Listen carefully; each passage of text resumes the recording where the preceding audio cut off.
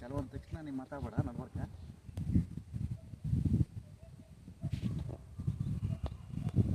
Start. ನಮಸ್ತೆ ಎಲ್ಲರಿಗೂ. ನನ್ನ ಹೆಸರು ಮಂಜುನಾಥ್ ಬಳ್ಳೊಳ್ಳಿ, ಚಂದ್ರಶೇಖರ್ ಬಳ್ಳೊಳ್ಳಿ ಅವ್ರ ಮಗ. ನಾನು BSc ಹಾರ್ಟಿಕಲ್ಚರ್ ತೋಟಗಾರಿಕೆ ಪದವಿ ಪಡೆದು ನೈಸರ್ಗಿಕ ಕೃಷಿ ಸುಭಾಷ್ ಪಾಳೇಕರ್ ನೈಸರ್ಗಿಕ ಕೃಷಿ ನಮ್ಮ ತೋಟದಲ್ಲಿ 6 ಎಕರೆ ತೋಟದಲ್ಲಿ ಅಳವಡಿಸಿದ್ದು. ಈ 6 ಎಕರೆ ತೋಟದಲ್ಲಿ 4 ಲೇಯರ್ ಫಾರ್ಮಿಂಗ್ ಮಾಡಿದ್ದೀವಿ. ಒಂದು ಮಾವು ಮತ್ತು ಪೇರ್ಲ ಲಕ್ನೋ 49 ಮತ್ತು ಸೀತಾಫಲ ಬಾರಿಸಿ NMK ಗೋಲ್ಡ್ ತಳಿ ಬಾರಿಸಿ, ಆಮೇಲೆ ದಾಳಂಬ್ರಿ ಪೊಮಗ್ರನೇಟ್ ಕೇಸರ್ ದಾಳಂಬ್ರಿ ಭಗವಾ ವೆರೈಟಿ.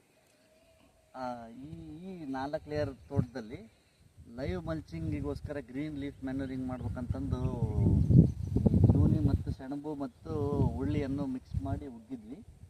ದಾಳಂಬ್ರಿ ಸಾಲು ಇಲ್ಲಿ ನೋಡ್ತಿರ್ಬೋದು ನೀವು, ಸಾಲಿಂದ ಸಾಲು ಇದು 8 ಅಡಿಗೆ ಒಂದು ಸಾಲು ಮಾಡಿದ್ದೀವಿ. ಇದು ಸೀತಾಫಲ, ಇದು ದಾಳಂಬ್ರಿ ಸಾಲು, ಆ ಕಡೆ ಪೇರ್ಲ ಸಾಲು ಪೇರ್ಲ ಸಾಲು ಪೇರ್ಲ ಇದೆ ಕಡೆ. ಇಲ್ಲಿ ಗ್ರೀನ್ ಲೀಫ್ ಮ್ಯಾನ್ಯೂರ್ ಮಾಡೋದ್ರಿಂದ ಒಂದು ಆರ್ಗ್ಯಾನಿಕ್ ಕಾರ್ಬನ್ ಕಂಟೆಂಟ್ ಜಾಸ್ತಿ ಆಗುತ್ತೆ.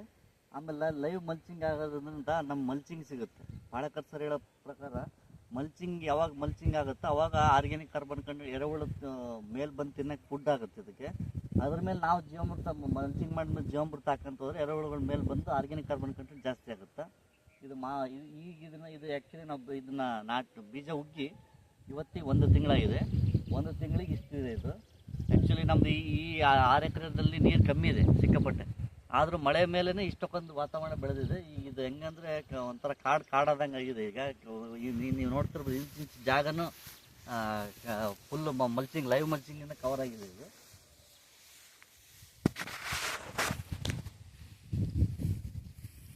ನೋಡಿ, ಈಗ ನೀವು ಪಾಳೇಕರ್ ಸರ್, ಈಗ ನಾವು ಮ್ಯಾಂಗೋ ಮಾಡಿದ್ದೀವಲ್ಲ, ಪಾಳೇಕರ್ ಸರ್ ಹೇಳಿದ್ರು ಜವಾರಿ ಗೊಟ್ಟ 50-60 ವರ್ಷದ ಜವಾರಿ ಗೊಟ್ಟ ಹುಡುಕಿ ಅದನ್ನು ಗೊಟ್ಟನೇ ಡೈರೆಕ್ಟ್ ಊರಿ ಅದನ್ನು ಬಂದಿರೋದಕ್ಕೆ ಮೇಲೆ ಕಸಿ ಕಟ್ಬೇಕಂತ ಹೇಳಿದರು.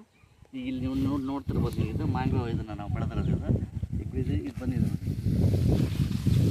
32 ಅಡಿಗೆ ಮ್ಯಾಂಗೋ ಹಾಕಿದ್ವಿ.